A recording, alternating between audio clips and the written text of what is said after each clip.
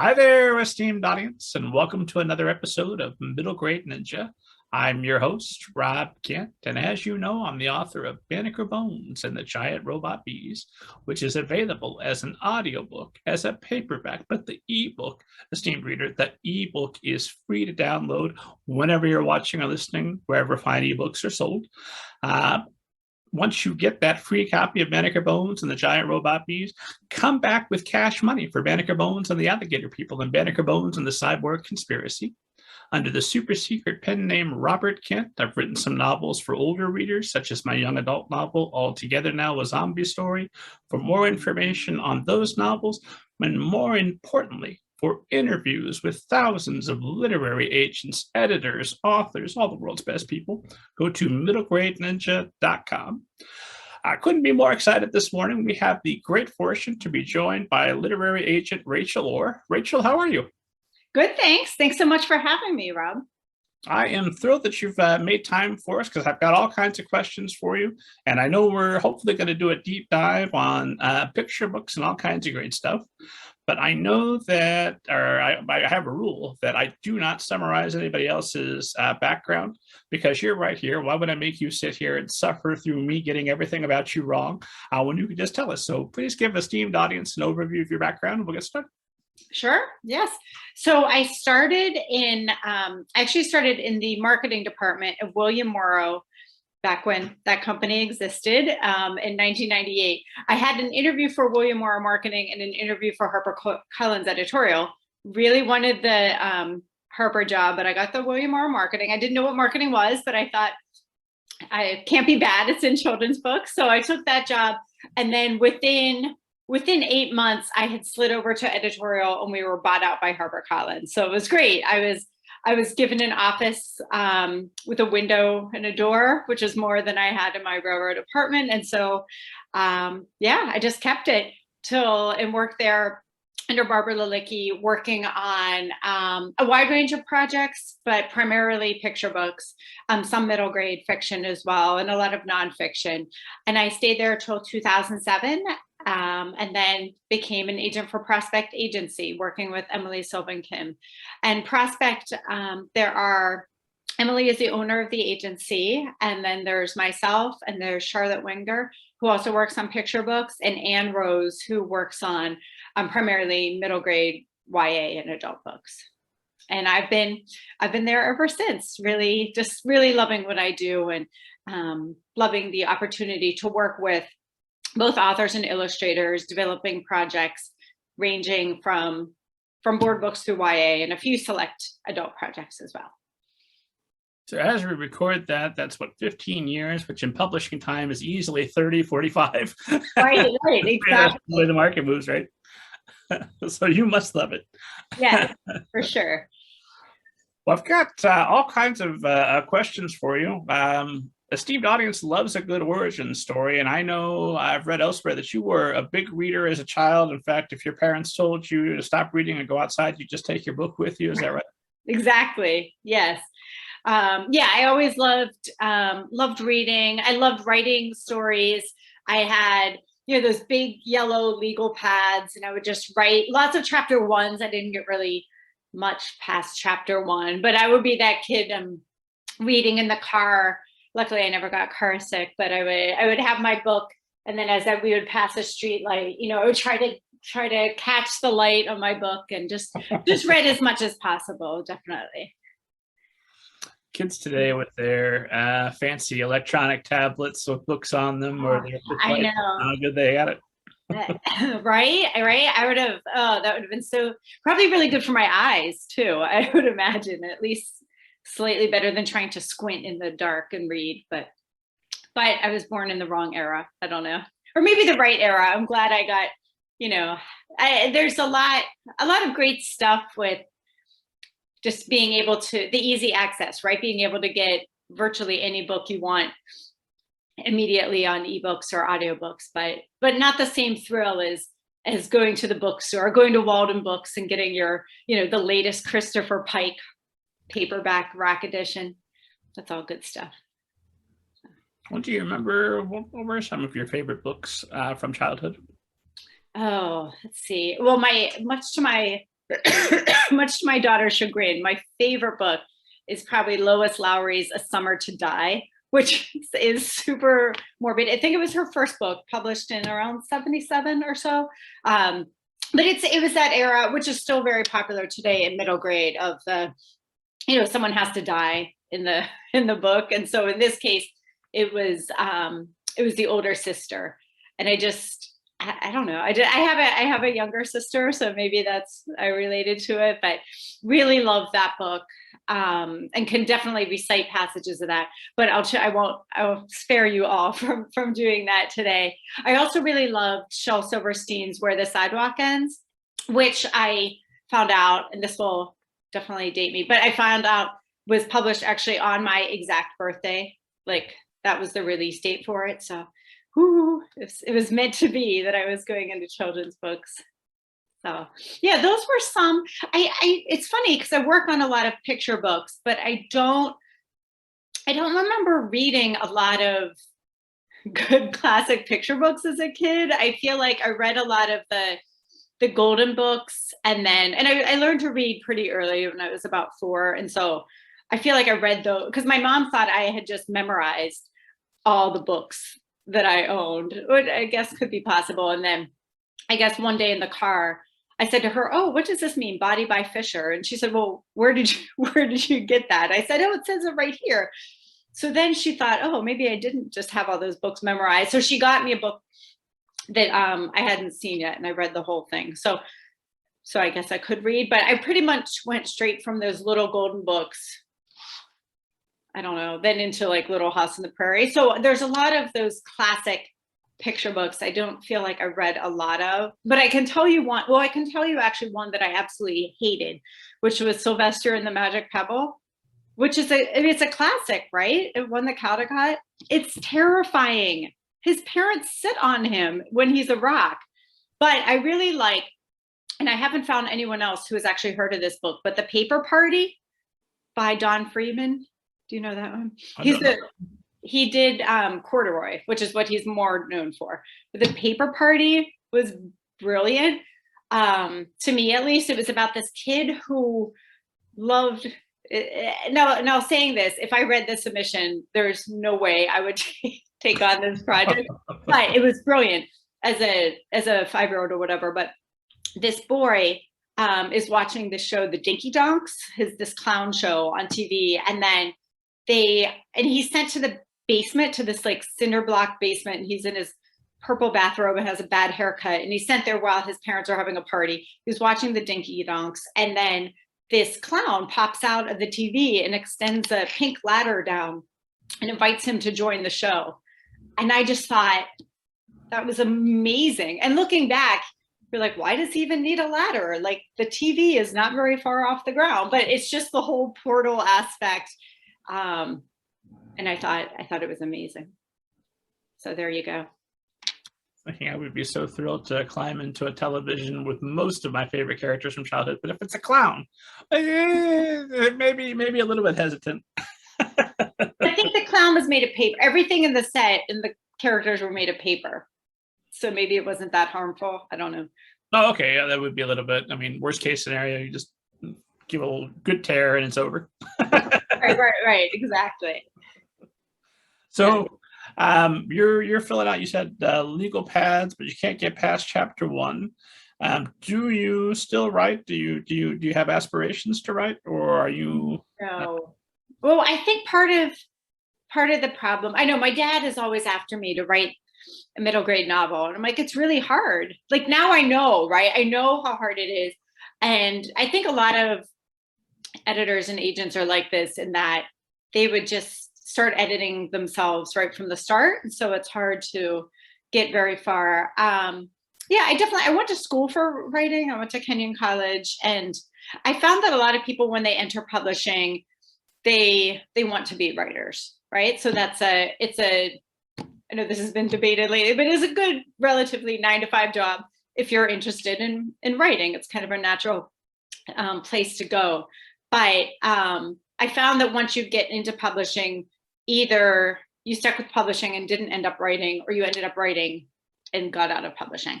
So I definitely was in the stuck with publishing, obviously. I'm not one of these people who, you hear, right, and maybe you yourself are like this. You hear writers who say, oh, if I don't write every day, I feel like a part of myself is missing, or that they just are thinking about their stories all the time. And I'm not like that. I don't have ideas for stories. I find that I get my creative fulfillment. And I think one of my strengths as an agent is more taking someone's idea and helping them to mold it and shape it into something that they want, that's just making it as strong as possible. So that's where, and then I like working with a bunch of different authors. I don't think I could just be focused on writing one particular project over the course of 2 years, but I really enjoy working with some picture book authors and switching over and working with a middle grade author and helping to brainstorm for those projects. I just find really fulfilling. I'm not one of those people that has to write every day, or did this day even happen? It's a wonderful thing when I'm able to write, and when I'm working on a project, I want to at least touch base with it every day, at least look at it for a minute and remind myself that at some point I have to finish this thing. But I do talk to some writers that can't get away, and then I talked to Lucy and Diver, esteemed audience. If you haven't listened to that episode yet, check the back catalog. And she fascinated because she gets up and she writes for first she walks 5 miles, but then she writes for 2 hours, and then she's done. She puts her stuff away and focuses on being an agent for the rest of the day. And I just found that fascinating. Like, wow. You're the one. I knew somewhere out there was someone who could pull this off, and I haven't talked to anybody else who has that schedule, but Lucy and Diver does. Yeah. I think if I were to write anything, though, I would write like more first-person memoir type short essays. Those are the kind of things that whenever I do write, I enjoy writing, because they're short and they're very different from what I do day to day. And I took between the summer between when I left Harper and started at Prospect, I took this first-person memoir writing class. It was really fun. But yeah. Like narrative, like essays about feelings, politics? Nothing that deep, just more kind of fun, light, like David Sedaris type of things, but not me not being David Sedaris, but just kind of, but very, very light stuff, which is very different than everyone else was writing in the class. But yeah, just fun more memories and kind of dwelling on things, but in a much lighter way. And I know you worked as a bookseller with Barnes and Noble briefly right after college, right? Because you had an intern with Highlights magazine and Kenyon Review.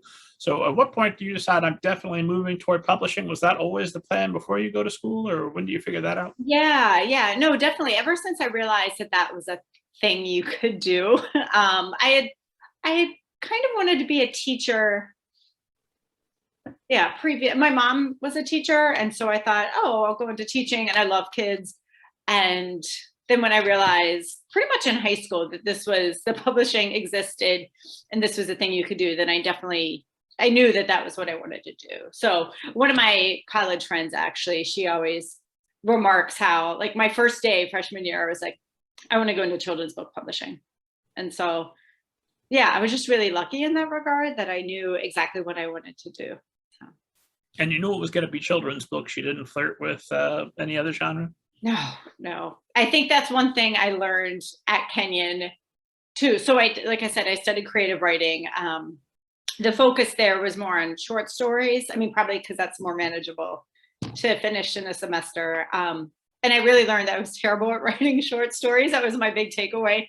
And also it just wasn't it wasn't what I like to read as much either. And again, I really, and that's why I skew, I think, towards picture books, light, funny.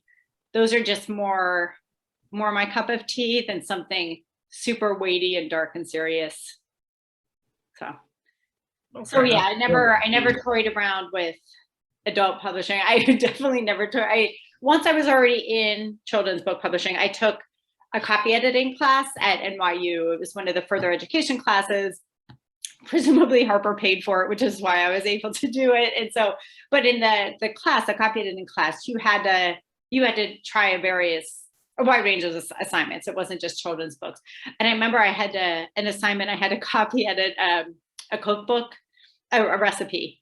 And I did a terrible job on it because evidently I was supposed to be able to catch that, oh, that should not have been a cup of that. It should have only been a tablespoon. And the teacher remarked on my paper that I must not cook very much. But yeah, I think I did apply for a cookbook publisher only because like it was a job and it was open, but I don't think would have succeeded in that. So. Well, before we started, you were showing me your beautiful new installation of pans. It's true. It's true. Has that changed for you, or is that's still more or less true? I actually, I do cook a lot more now, and I am more interested in cooking. I remember the first time I really had to cook for myself was when I was a junior studying at the University of Exeter. I remember I couldn't fall asleep one night because I was like, I have to, it was that realization that you have to feed yourself for the rest of your life. And that terrified me. And at that point, I think I'd already almost caught the microwave on fire by putting tinfoil in it, because I knew you could cook a baked potato wrapped in tinfoil. And I knew you could cook it in the microwave, but I didn't put together those were not two things you could do at the same time. And I also didn't know the very first day when I was living in this flat in England, I thought I would impress, I wanted to make friends. So I thought I would impress them by cooking for them, which I don't know why I thought that, because I couldn't cook. And so I got some spaghetti and I offered to cook, but then I wasn't sure if it went on the stove or in the oven, because I knew lasagna you put in the oven. But I, again, hadn't realized like you do the cooking of the noodles on the stove beforehand. I just hadn't connected a lot of those dots. So luckily, my friends just cooked the pasta for me. And ironically, they're still friends I'm friends with to this day. So I guess it worked. My ploy worked. But I do, and one of my flatmates, I remember her saying that it's really relaxing for her to cook. And I thought that was just preposterous. But now I do find it relaxing. But I will sometimes multitask and sometimes read some manuscripts or answer emails while cooking as well. But yes. Oh, wow. So like if somebody's trying to get your attention, they've really got to hook you, because you may be watching a pot boil. Exactly. I do remember I did take on one client once whose work I read, just kind of read a submission, but yeah. But that's not really what I do my main body of work, obviously. But yes. So lots of questions to ask. We should start with being in editing. This is something that I'm bringing up almost every episode, because I find that when I go out and I talk to writers, they're interested as well, because we had some high profile exits by associate editors not that long ago.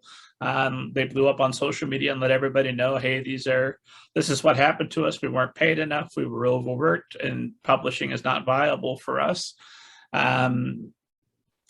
Did you feel that way at all when you were editing? Did you have to work a second job, or was this at a time when publishing was paying a little bit more money? What was your experience as an editor prior to becoming an agent?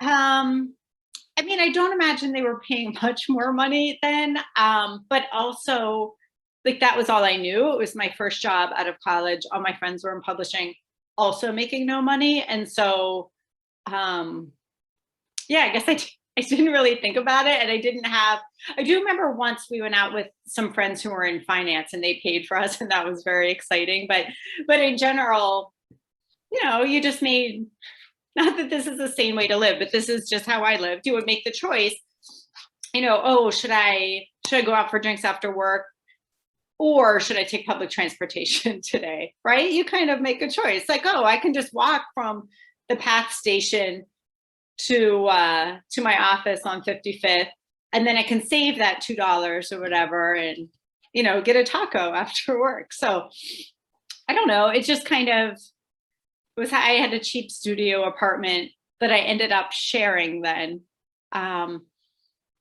Yeah, but I don't know, I was living in, well, not New York proper, but Hoboken, right across the river. And yeah, I really enjoyed it. So I didn't have a second job, but I just, yeah, I made it work. And I did have a very good, um, both of my bosses, both Jason Higgins, who was my boss in marketing when I was at William Morrow, and then Barbara Lilicki when I worked at Harper, had very good work-life balance. And I think that was very key. When I worked in both jobs, really, you were done at 5, you were not expected to work any later than that. In fact, I remember, and kind of looking back, I was like, oh, maybe I shouldn't have done that. But I remember, I think once my boss had wanted me to stay a little late, and I said, I've got a tap class at 5:30. I've got to leave now. And she said, oh, okay. So I went to my tap class. But I think that was probably very, very key in being able to have a very sane work-life balance, was just having bosses who also embodied that and encouraged us to do the same. Well, if you're reading submissions while you're cooking, are you still keeping a work-life balance going at this point? I mean, well, but that's, I don't really, I shouldn't make it sound like I do all my submissions then.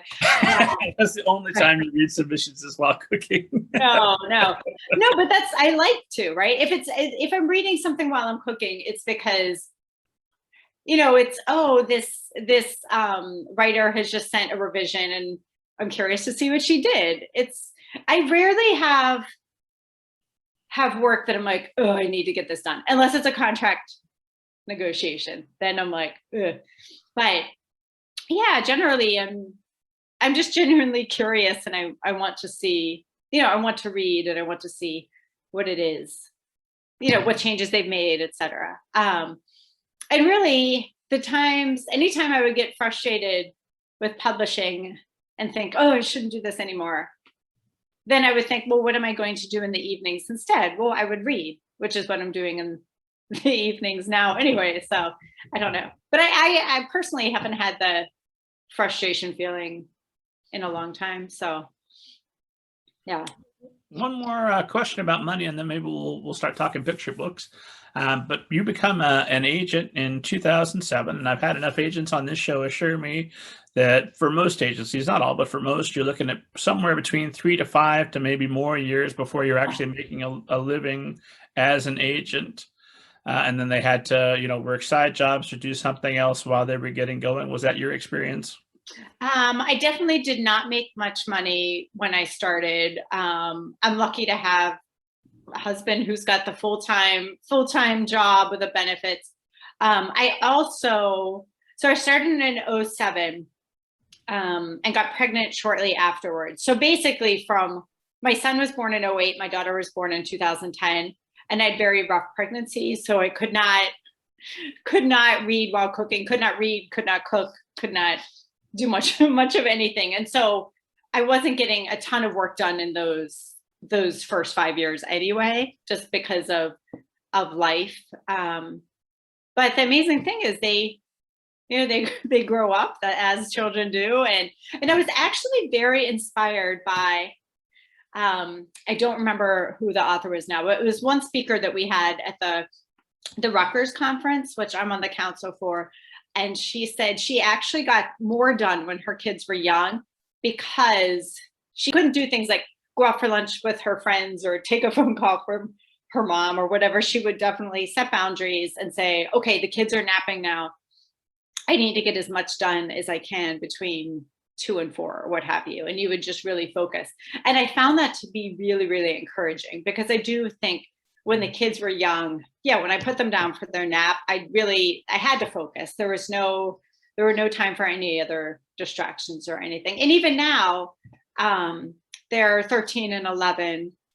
So it's a little bit more free time, but a little more flexibility. They're not crying. I was going to say they're not crying. Sometimes that still happens, but but during the day when they're at school, I really focus.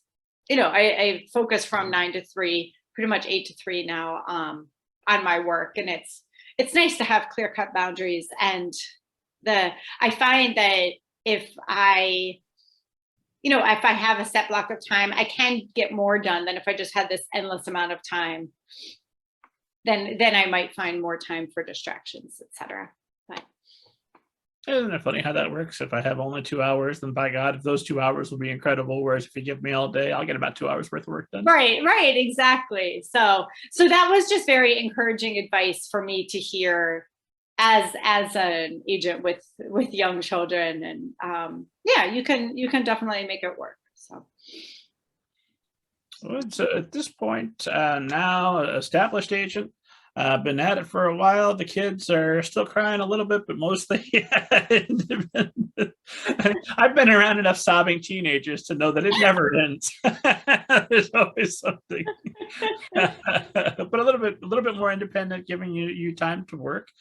You can, at this point, I assume, do anything you want. So what is it that you're actively looking for? What do you want to do as far as what kind of projects are you looking to get involved with? Oh, let's see. I do have a lot of picture books right now. But again, I never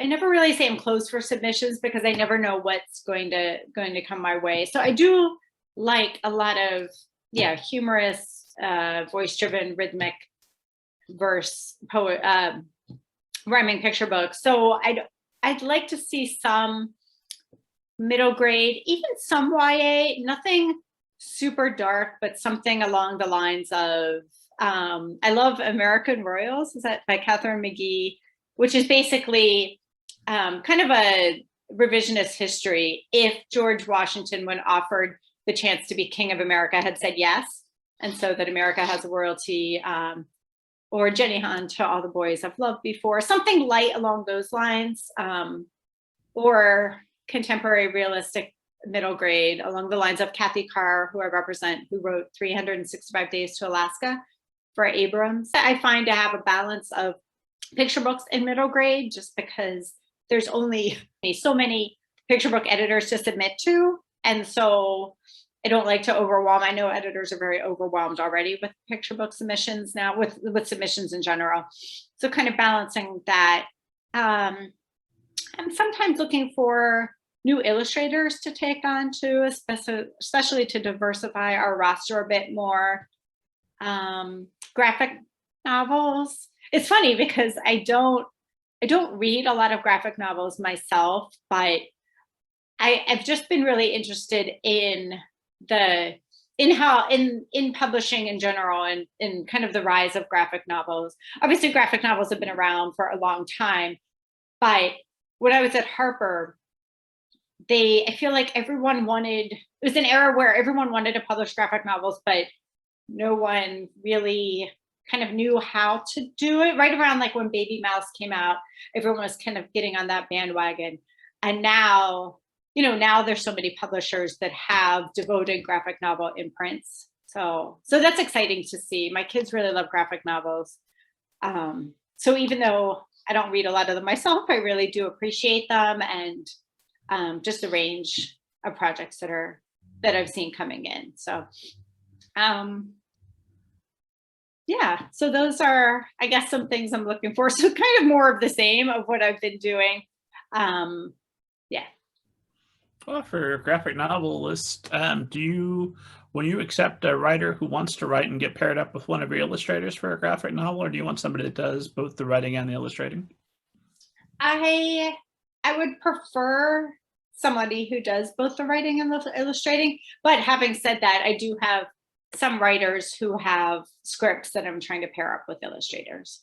But it's not someone I didn't take that person on for that purpose. I had taken them on for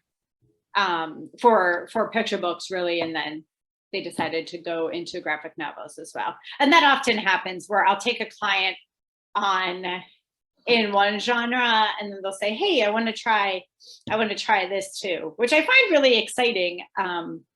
And I like the challenge of seeing where people go, like people who think that they want to do picture books and end up doing novelty board books, or think that they want to do picture books and end up doing more like early reader chapter books. I find that really exciting to really hone their craft and figure out where exactly they want to go. And you mentioned you want to stay away from anything too dark, so I'm always looking to set a boundary so esteemed audience knows where the line is. What's too dark? What's an example of something you've read about? Ooh, no, that's too much. Again, I even hate to say that because I did wrap something that was really, really, really dark. So you never know, like, if the writing is good. Oh, I don't know. Again,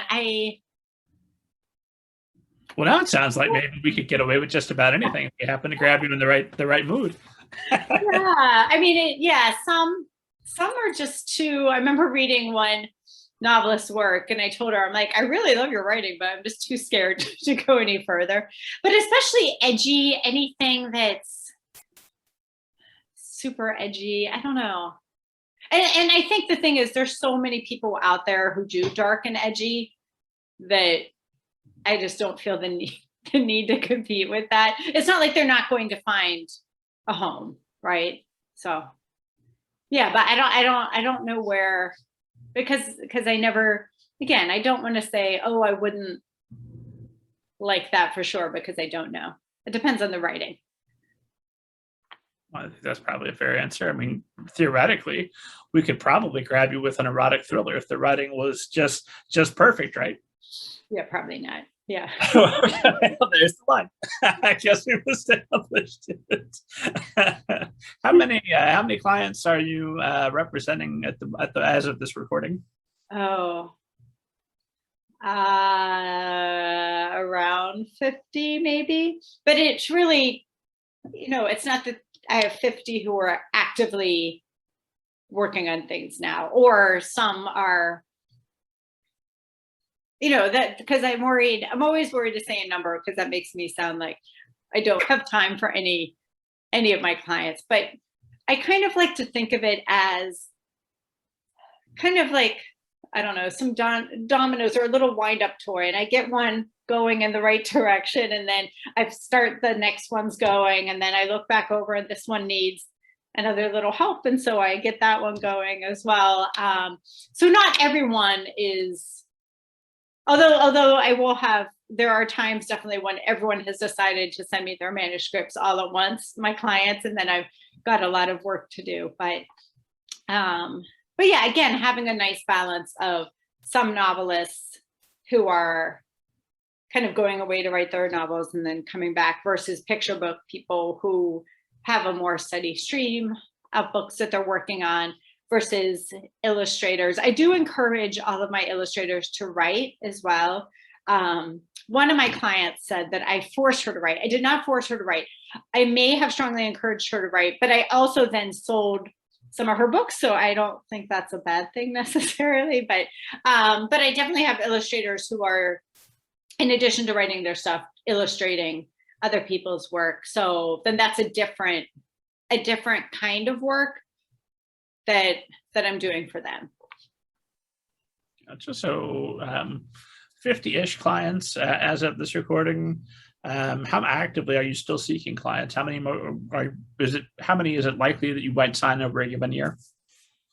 I probably sign an average maybe 2 a year, and I have already signed 2 this year, but it's not, again, it really needs to be a client that I feel that I just physically cannot live without representing this text or this artist.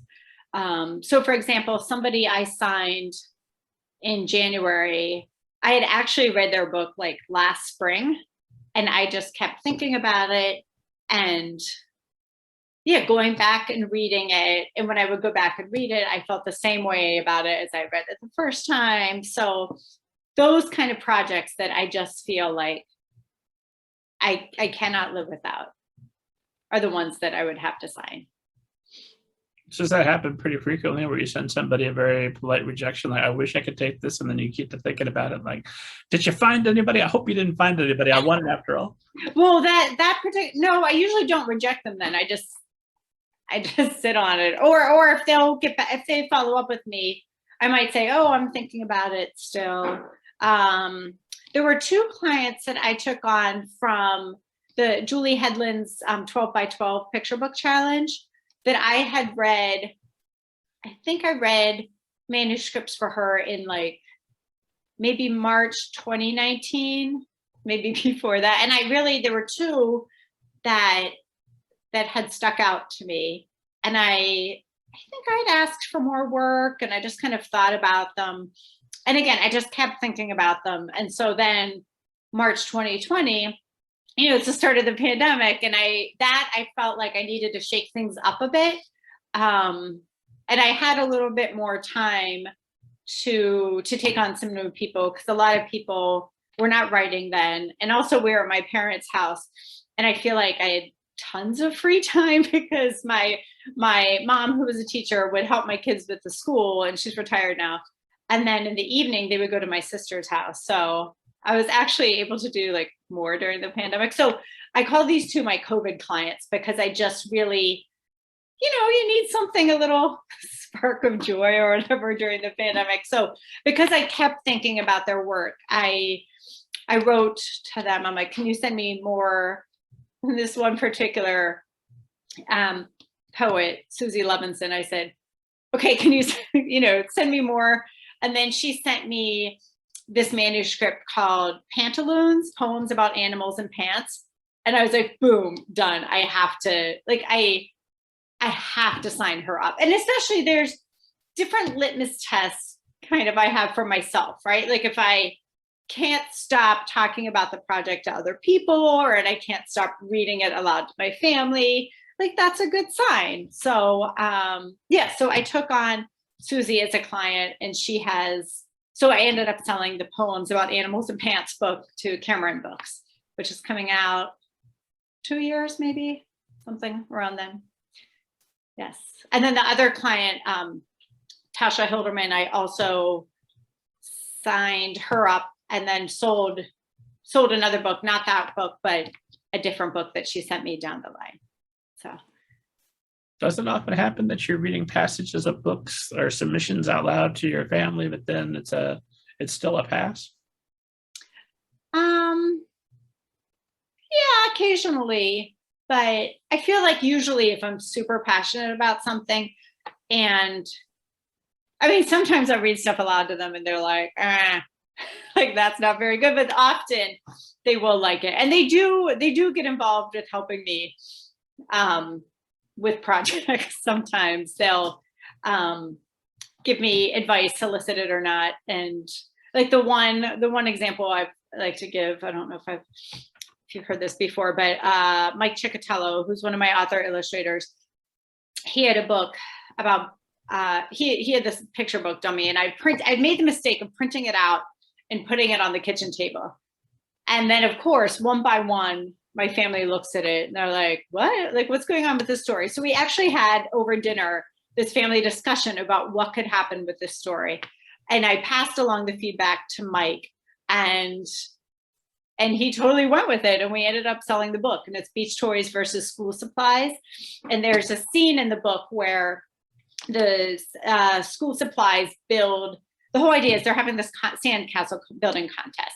And I like to push my clients in terms of thinking, what is because there's so much predictability in picture books, and I want them to push them to think, what is the least likely thing that you think will happen, but is still within the realm of plausibility? So we decided you kind of expect that the Beach Toys would win the contest. So I'm like, what if the school supplies win?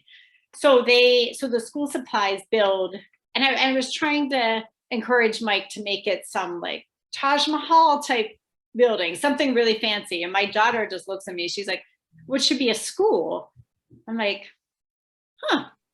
yeah, it probably should be a school. So anyway, I told Mike, and he went with it, and it's a school. And so my daughter is very proud now. Anytime she sees that spread, she's all like, yeah, that was me. So she's my harshest critic for sure. One of my clients, she'll send me some stuff and I'll tell her my thoughts, and then she'll say, well, what did Amelia say? And I'm like, well, this is what Amelia said. But she does have some, she's only 11, but she does have some good astute comments to make. So yeah. One reason not to send you overly dark things is because how are you going to get the family involved? I know. Yeah, kind of shield her away from it. Yeah. I don't know. That's, I'm assuming most of your authors are charmed by this and not mortified that you're talking about their manuscript. Right. No, definitely. I mean, if they were, I would not do that. But no, a lot of them, I mean, a lot of my clients are relatively local, and I've met them and they've met my kids, or even if they're not local, you know, a lot of them I've still met at conferences or et cetera. And so, yeah, but yeah, the problem is my kids think they're friends with them. I'm like, no. You know, when my son got a phone, he's like, oh, can I put this client's number in there? I'm like, no, that's crossing a line somehow. I feel like that's slightly unprofessional. The client's like, I don't mind. I'm like, no, we're not doing that. But no, it is helpful to get there. You know, it's just always helpful to get a fresh eye. And I feel like I've somehow, for better or worse, trained them.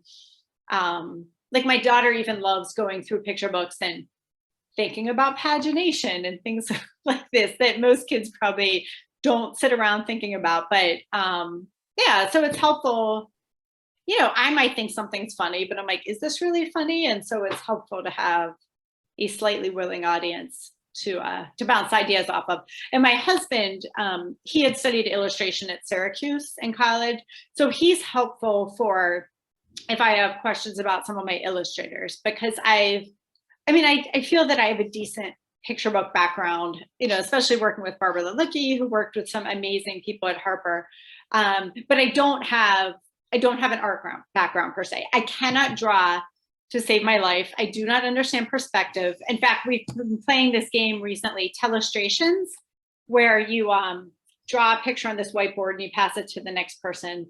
And everyone makes fun of me because like my husband's illustrations look actually what they're supposed to look like. And when I draw something, not so much, you know, like the cookie, if it's a cookie jar, I'll draw the cookies so they're all stacked like this on top of each other because I don't know how to draw the perspective. So he's always very helpful if I show him a sketch and I'll say, I feel like it's not working, but I'm not sure why. Or, oh, what do you think of this possible new artist? Or, you know, just two different versions of a color piece. Which do you think is stronger? Just because I've looked at it so much at that point and I can't tell anymore. So, yeah. So again, and it's not, at the end of the day, obviously I'm the one making the decision if I want to take on a new client, or obviously the suggestions I pass along to the authors and illustrators. At the end of the day, right, it's their book. It's my name's not on it. It's up to them. But it's just useful to get somewhat educated feedback here. So.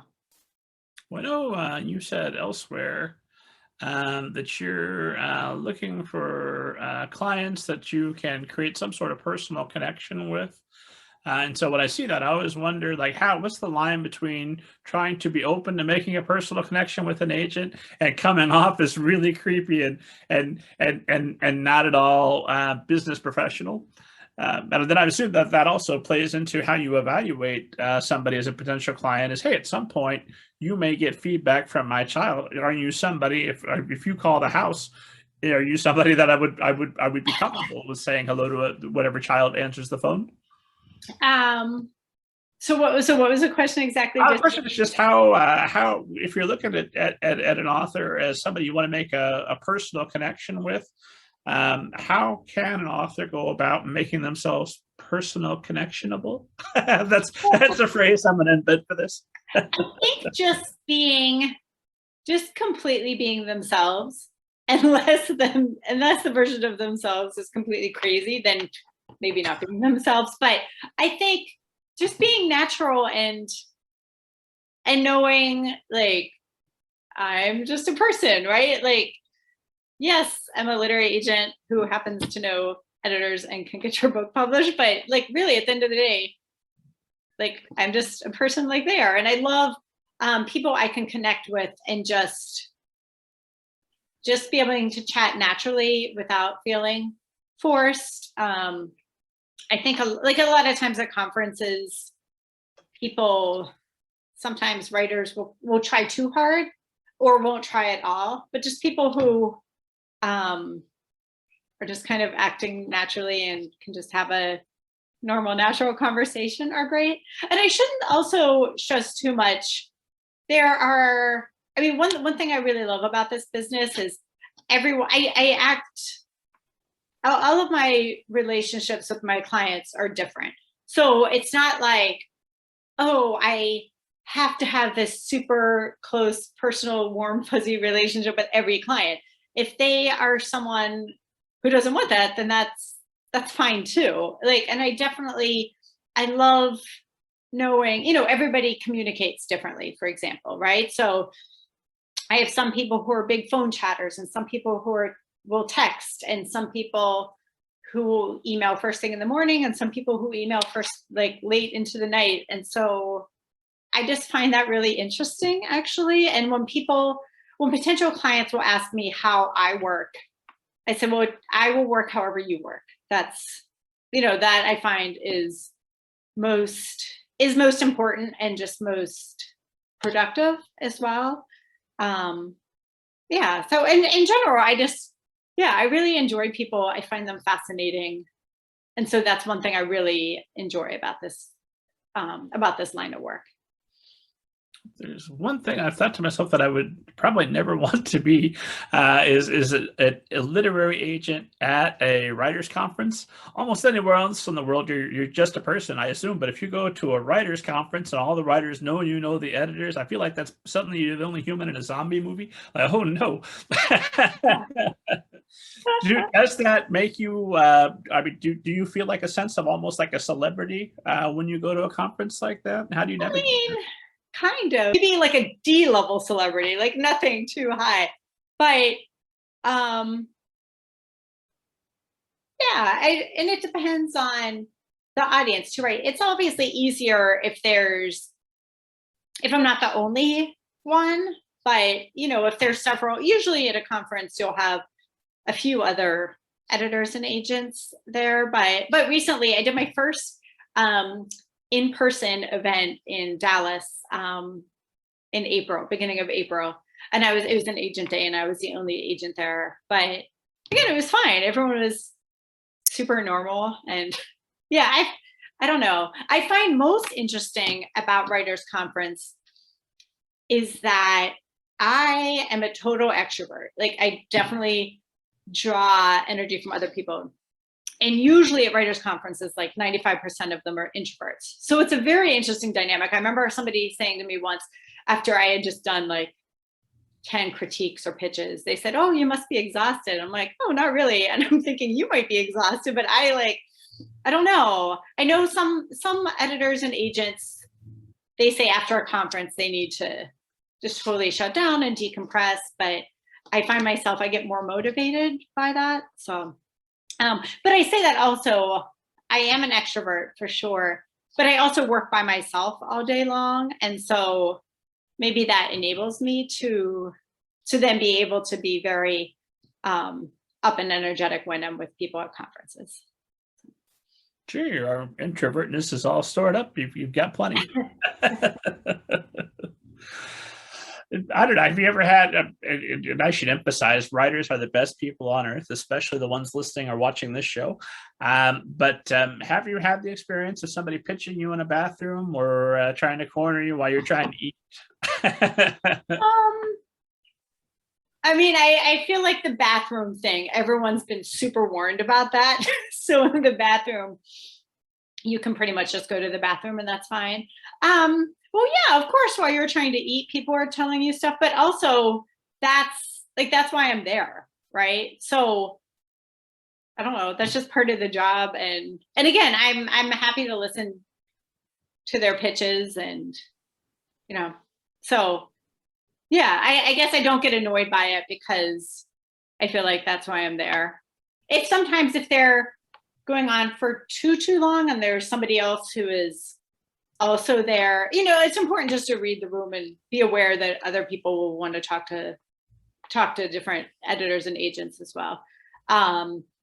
So yeah, I would just more get annoyed if someone was kind of hogging all the attention and there were other people there who also wanted to chat. But Yeah, that's why I know at different conferences and events, you're not supposed to, like, it's very bad form, right, for all the editors and agents just to sit at a table by themselves. And sometimes I feel bad going to a conference where they kind of whisk the editors and agents away to a separate room, because I do enjoy chatting with people, especially in in-person conferences around the country in different regions. I just find it really interesting, like the subjects that people are writing about, and I don't know, it's different, which is one of the reasons that the in-person conferences are really fun, I think.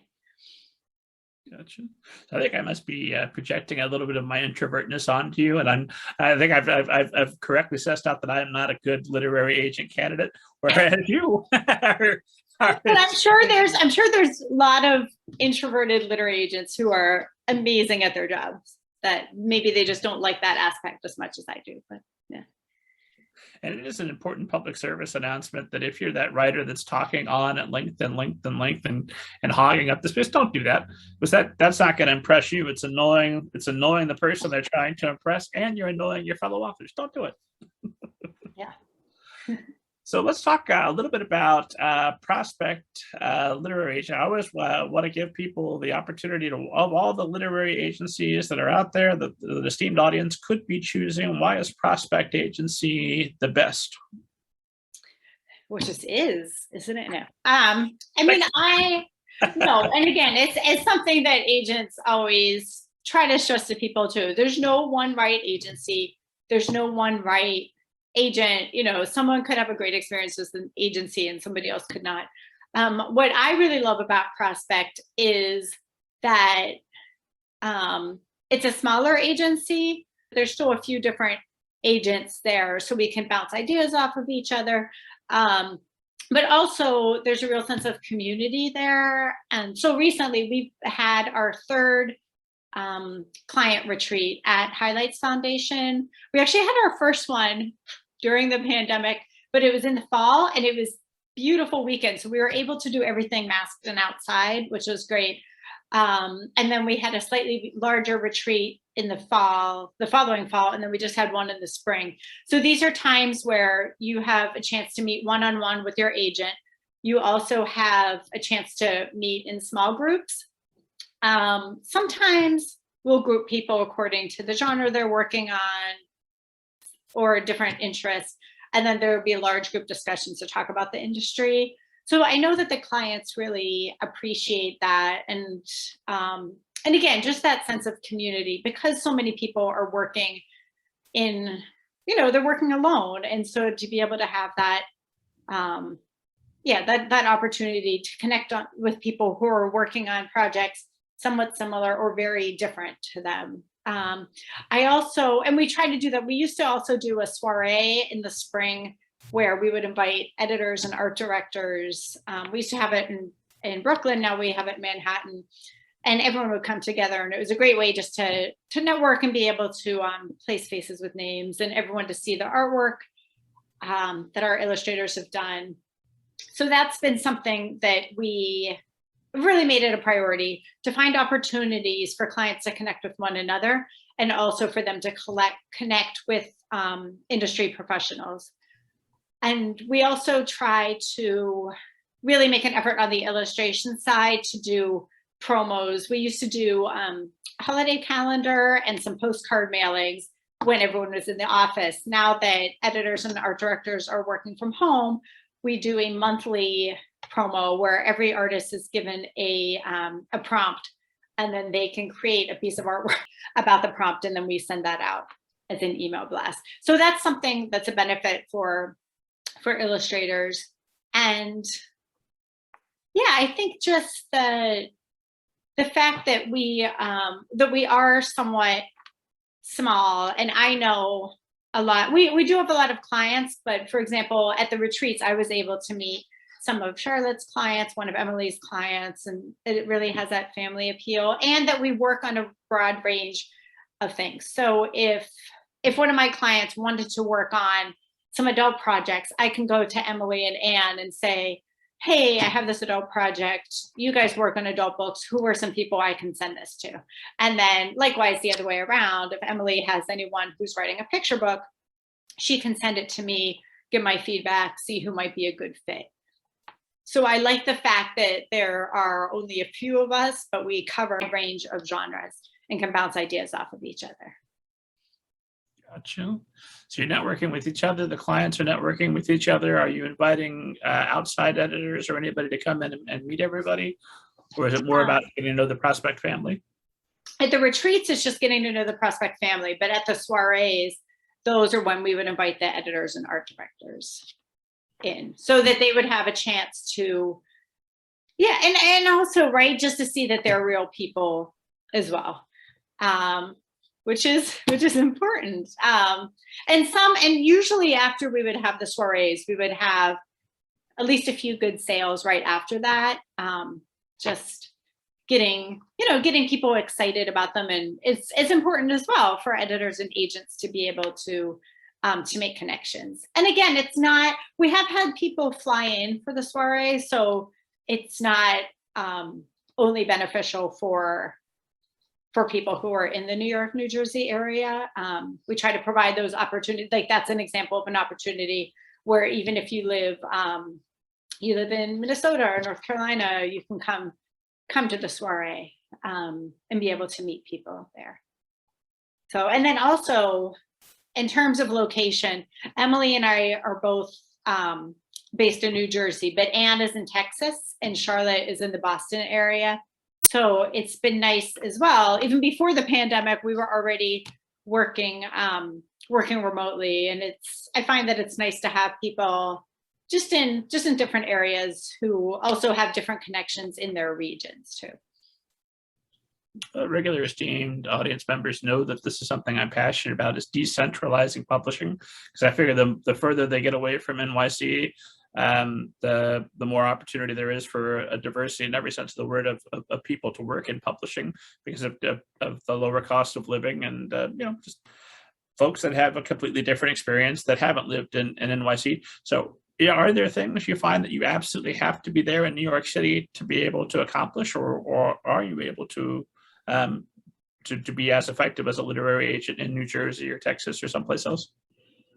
Yeah, no, definitely. I like being able to get into the city and meet with editors for lunch. For example, if there's a contract that's been especially painful, then afterwards I'm like, hey, let's meet up for lunch. Let's kind of, have a good lunch, can just wash all that contract pain away. And so it's nice that at least both Emily and I are here and we can go into the city and meet with people. And then I'll relay information back to Charlotte and Anne as well and say, oh, hey, I just, I had lunch with this person. Here's what they're looking for now. Here's what they're not looking for, keep them in mind for these things. But those kind of things we've also been able to do over Zoom. We just had a Zoom meeting last week with Union Square Kids, and we had a Zoom meeting with a woman who's starting up an American imprint of a Spanish publisher who does mostly adult, but it was still interesting to hear what they do. And I don't know, that was just an example of, I find that I always, if there's some kind of meeting potential like that, I just will say yes, and I'm always encouraging my authors and illustrators to take advantages of opportunities like that, because you never know, maybe that's not something that's right for us now, but could be right down the road. And that woman, for example, was based in Miami, and whereas Union Square Kids is based in New York, but it was still a Zoom meeting that we had. Did that help to? So I guess that I enjoy being able to put the face with the name and make those personal connections. But I feel like Anne and Charlotte have not been at a loss at being able to do that while being in Boston and Texas. I do love that idea of always being able to network and to meet people, because even if they're not going to represent the book you're working on now, well, you're only ever going to write one book. You might have something And I also love that you want to take somebody out to lunch after a tough contract negotiation to smooth things over, because at some point you're probably going to want to sell them another book, right? Right. No, for sure. And especially if there's someone I haven't met before. And at the end of the day, the issue with the contract, like that's not even, it doesn't really even have to do with them. It's more like the contracts person or the publisher, not the editor in particular. But yeah. So when it comes to contract time, you've got to be resolute. You've got to represent the best interest of your clients. But after that, there's no reason we can't all be wonderful friends and put that unpleasantness behind us, right? Yeah, exactly. So looking at wanting to submit to the prospect agency, I noticed you guys have something kind of fun on your submissions page that I haven't seen other agencies do. And that you've got, you want to know someone's favorite sentence from the manuscript they're submitting, and you also want a one-sentence description. With that one-sentence description, I'm curious if it's like 2 short sentences, does that still count, or does it literally have to be 1 sentence? And then why do you want to know a favorite sentence from the manuscript? So first of all, the one sentence is it can be thought of as the log line of the book, really the summary of what your book is about. And that I find to be the most important information on that form, because I can glance and say, oh, that sounds really intriguing, or that sounds like something I've read a lot of times before. Also, the most recent book read, or the most influential author, there's a few pieces of important information on the form. The most recent book read is important because I get a lot of Dr. Seuss. I get a lot of Dr. Seuss spelled wrong. That's kind of a red flag. It's not going to be a deal breaker, but it's definitely a little bit of a red flag, versus if they've read something that is recent and maybe not a bestseller, but still maybe a book that I like, or it can just show that they're doing the research, right? If it's a bestseller, they might have done a little bit of research, but if it's something that's current but not a bestseller, but still a good book, they've done their research even deeper, I find.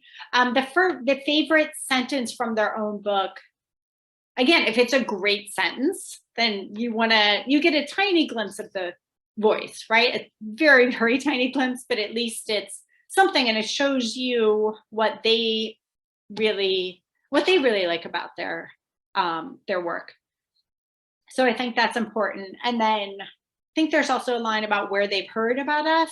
And so that's important, because if they were referred to us by, if they're referred to us by one of my current clients, then I feel even more, I don't want to just say an obligation, but an interest too, to see, okay, let me check out this person and see what they're doing. So, but the log line, I find, even if it's good practice for any writer. And that's something I'll often encourage my writers to do. Sometimes what I'll encourage them to do is to write some like mock flap copy or catalog copy, so that if I find that their project, and this can be anywhere from a novel to a picture book, if I find that they're not really, or I'm not really sure what the focus of their story is, by writing flap or catalog copy, I'm doing this because, right, that's about the length of the flap copy. You can get a sense, it helps them to hone their ideas of what the book's about. And then you whittle that down further to the log line. And that's also important for, as we were talking about before with conferences, it's important to be able to summarize your book briefly. What I also encourage people to do is be able to just naturally have a talking point about their book, so that when they are at a cocktail party, they can say, oh, this is what it's about, without, I always feel nervous for writers when I ask them what their book's about, and they get all nervous and they start memorizing. They start reciting something that they've clearly memorized. I just want to hear, just tell me about your book. And I think that's really an important skill to have. So that's something I'll encourage more when I'm giving talks at conferences, and I'll encourage writers to do. Obviously, I don't want my clients pitching their books to other agents at parties and things. But I think it's a very important skill to have. And the first step in that is really being able to summarize it in a sentence, and giving me a sense of what it's about. Okay. Well, when I was pitching Banneker Bones and the Giant Robot Beast, available now, esteemed audience, I used to just, for simplicity's sake, it's Batman at age 11. And then if they had questions, I'd go on about these giant robot bees and some other things. Is something like that, or what is a good talking point without launching into and now it's a presentation and I need you to sign on the dotted line and buy. Right. No, anything like that where you could say it's this but that, or it's I'm trying to think of one that we used. It was kind of like, it was Castaway. I'm trying to think how we pitched it. Castaway meets The Sixth Sense or something like that. I think that might give too much away, because you don't want to give too much away, but something along those lines, or any kind of like the line I said for the like American Royals, how it's a revisionist history if America had a king. Like, that's something very easy and palatable. That's kind of the definition of high concept, right? Something that's easy. One of the definitions, I know that can be controversial to talk about what high concept is, but that's kind of one of the definitions I find. One really interesting, and I have not read this book. I'm trying to think if this is the right book. They're Violent Delights, is that what it's called? I was doing research for a presentation I was putting together, and I was talking about log lines and comp titles. So kind of you can work those together. And this one was described as Romeo and Juliet in 1920s Shanghai. And I was like, that sounds amazing. Not all books can do that, right? Especially if it is something a little more literary sometimes, and it's more character driven versus plot driven. Sometimes it's harder to do that. But yeah, so 365 Days to Alaska by Kathy Carr. That was a book that had a rather easy pitch, because it was a girl who grew up off the grid in the bush in Alaska, and her parents get divorced and she needs to move to Connecticut with her grandmother. And so just that transition of what it's like living in suburbia away from nature that she's used to. So yeah. Gotcha. So there's something short, punchy, gives away the line. And I want to emphasize, when you mention favorite line from the work, make sure, because like for me, it's going to be a punchline for a joke, which you need the setup, but you're looking for best well-constructed sentence. If we only read one sentence, give us a flavor of your writing. What's your best sentence? Am I understanding that correctly? Right. Yeah. And if it could be something witty, if your book's funny, then it should be something witty, right? If it's lyrical and dramatic, it should be that. Don't give me a witty line from a lyrical dramatic, or vice versa. Yeah. But again, that's not going to be the end all to be all. Really, it gives me a sense of it, but obviously I'm not going to judge it just from that. But it is important in terms of prioritizing, and is this something I'm going to read right away, etc.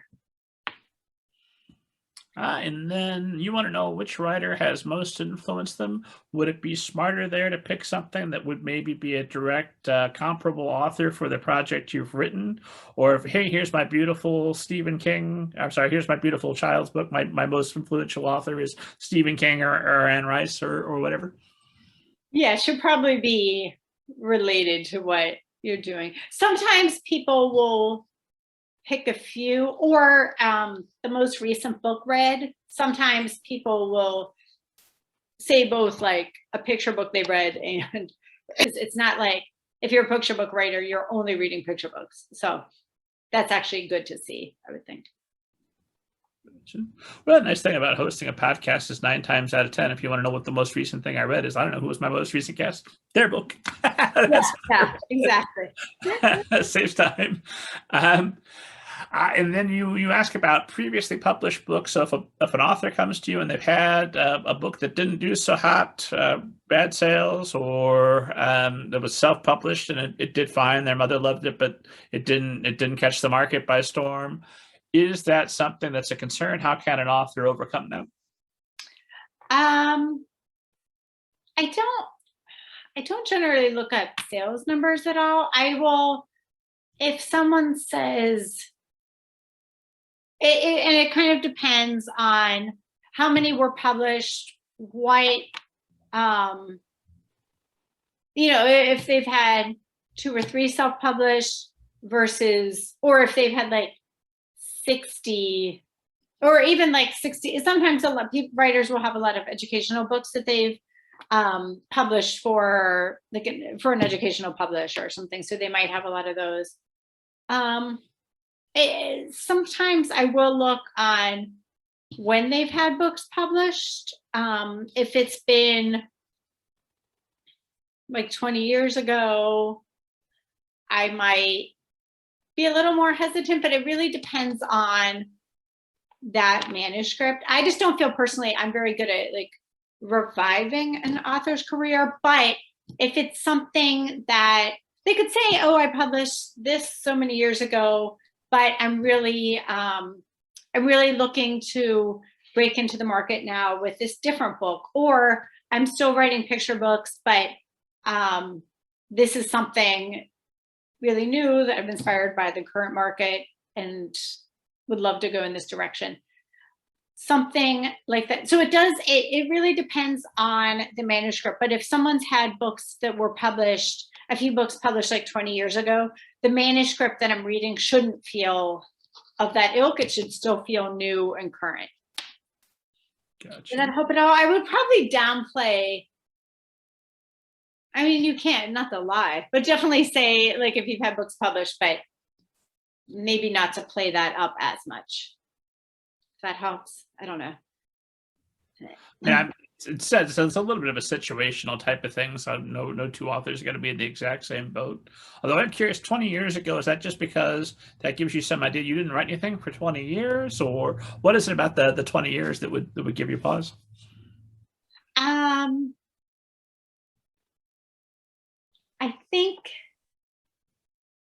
I think just because I've tried before to take on clients where, oh, they've had this work published before, now they want to kind of revitalize their career, and I find that personally I'm not very good at doing that. But again, it really does depend on the manuscript. I don't think I've seen anything where I like, oh, I love the manuscript and they published these books before. So I love the manuscript, and the previous publishing credits are not necessarily a moot point, but not as big of a factor. Right. Yeah. I love the idea that the reason I didn't write a book for 20 years is I was in a coma. What, the Apprentice guy was president? What happened? Yeah. But I woke up out of my coma and I wanted to send you a manuscript that I wrote about my coma experiences. And I guess the thing too is that can't be your selling point, I guess I would say. Your selling point can't be, oh, I wrote this book, 20, and I don't know why I picked 20 years ago, but something like that. It has to be, you can't rely on that success to sell the new book unless it was something that was a bestseller. Like really just focus on the current project and make sure that it's fitting in with the current marketplace. So. Sense. Speaking of fitting in with the current marketplace, I'm watching our time, and I'm aware it's flying by. An esteemed audience knows that I ask every publishing professional who's good enough to come on this show about diversity in traditional publishing. So we've had a We Need Diverse Books movement, and the reason we had it is because publishing, like most American institutions, wasn't acting right for many years. We're hopefully starting to see that turn around. How do you see the overall market in terms of where we're at with being more inclusive? What are you doing, and what is Prospect Agency doing to increase diversity in traditional publishing? Sure. Yeah, I mean, I think it's been very exciting that publishers have been more intentional about publishing more diverse voices. I do feel very lucky that my publishing journey in particular, that was something that was actually always encouraged. When I was working with, I said Barbara Lalicki at Harper. I mean, she was working with the Pinckneys and Faith Ringgold and Mildred Pitzwalter and Rosemary Brosnan, who's still at Harper and has started up Quiltry. She was working with Cynthia Lytek Smith and Rita Williams Garcia. And I feel very lucky that and Rosemary likes to say, I used to publish multicultural books and now I publish diverse books, because she was just somebody who has always published those books. So I came from a background where I was always encouraged to look for and publish books from marginalized backgrounds. So I'm very grateful for that experiences. And so when I started taking on clients, that was something I looked for, but I wasn't intentionally going after. I was really seeking voices and illustrators whose work I love. And that definitely still is the most important thing for me. And I'm very excited by that. I'm also, and I also do try to guide writers, especially if I'm reading critiques or meeting with people in conferences, that if they are writing something that's maybe not their background, to, just encourage them to see what other books they have and doing a little digging and seeing if they are considered the right author for that particular story. So I am looking a little bit at that, but on the same hand, I also I would never tell an author what kind of story they should be writing. I really want to encourage my clients, especially if they're coming from diverse backgrounds, to really write the story that they want to be writing. I think is super important. And yeah, we definitely are looking to, especially with our illustrators, find more illustrators from diverse backgrounds. And I know Charlotte especially has been making a real effort at that, just because I'm not taking on as many clients these days. So those are some things I feel like that we've been doing and really thinking about. Sure. And then, because I ask everybody who comes on the show, Rachel, or have you ever seen a flying saucer and or a ghost? So I was thinking about this. I have not seen a ghost person, but I do feel that I saw a ghost ladder at one point. So this was, I think this was like the first time my parents had gone on vacation. I had just come back from studying in England, and I brought with me one of my French friends who wanted to live in America. So she came and lived with us for the summer. So my parents were on vacation. It was just the two of us. I think we had watched Top Gun or something. I don't know. I was super tired, and I went to check to see. I opened the front door just to then double check to make sure it was locked. And I swear I saw this ladder going up to the second floor. And I just was like, just told my French friend, oh, I think there's a ladder out front, but we shouldn't worry about it. We should just go to bed. So of course she's freaked out, because is someone going to break in? And then of course in the morning it wasn't there. But yeah, so I don't know. It was this random phantom ladder. So not very exciting, not like real ghost or anything like that. So I have a friend who used to of a picture book or a good middle grade novel, The Phantom Ladder. Tell us more.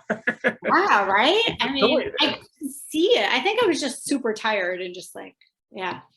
But yeah, I wish I had some more, a real ghost. I have a client who wrote a book about a flying saucer and then alien, and the text is written straight up as if it's a stray dog that they've taken in, but it's actually this alien, just called The Stray by Molly Rattan. So that was exciting, but I've not seen any, as much as I wanted to after watching those Brady Bunch episodes where they see the flying saucer, but they've really kind of made it up. So now is the time to be publishing your flying saucer books, esteemed audience, because as we record this, and you'll hear this after the news is already broken, but next week Congress is devoting 2 days specifically to the testimony about UFOs and UAPs. So once full disclosure happens and we all know what the truth is about flying saucers, these flying saucer books are going to look a little bit silly. So publish them now. Get them out before that happens. When I was writing the book of David, that was one of my fears, is I got to write this fast before the disclosure happens and everyone knows I'm making this garbage up, which got it in under the deadline. So that's this has been an absolute pleasure. Rachel, thank you so much for making the time for esteemed audience and for me. My last question for today, although I hope to bump into you at a conference or elsewhere, and I'll have more questions for you that I've been storing up since. But for today, my last question is, if there was one bit or as many bits of advice as you'd like that you could impart to every writer who's watching or listening to us, what would you want to tell them? Big piece of advice, you said? As many bits of advice as you like. I know you teach courses. I assume if I got you going, you could go on for some time. But if they're only going to take one or two really crucial things that might make a difference in their career, what would you want them to know? I would say, I'm trying to think that, I mean, the most cliche piece of advice I would give is just, the reality is it is a tough road, but not to give up. There's so many clients. There's clients I take on who I think, they think it will be a much shorter road and that they'll get published very quickly. But I mean, I've had people who worked for years and years and years, but then finally did publish. So just to really keep at it. And then also to remember, it is, at the end of the day, it is a business. And to be thinking about your book and where, like, how people are going to sell it and where you would see it in the marketplace. And along those lines, not to be too precious about your work, to be open to change. And yeah, because I think sometimes if you get too precious about a single work, it almost inhibits you from being able to write other things. So really almost that thinking about your work, not being too precious with it, so that, yeah, you can go on to write other things and experiment and not be afraid to fail is a huge thing. Just to keep at it, keep writing, keep illustrating, and pushing boundaries and writing what you love, all while remembering people need to sell it. I don't know. Those would be both the dreamer aspect and the reality side of it. But that if you keep working, then you can indeed be published. That's the perfect note to end on. Where can esteemed audience find you online, follow you on social media and all that good stuff? Yes, I am on Twitter. I do not post very often. I'll mostly retweet a lot of my clients' things. And now I'm trying to even remember what my tag is exactly. I think it's at Rachel Prospect. If you just Google Rachel or look at Rachel or Prospect on Twitter, you will find that. And yes, that's probably the best place to follow me, especially for updates about some of my clients' work. As always, esteemed audience, for more interviews like this one with the world's best literary agents, authors, editors, the world's best people, head to middlegradeninja.com. Download your free copy of Banneker Bones and the Giant Robot Bees. It's Batman at age 11. And God willing, I'm alive. I'll see you next week.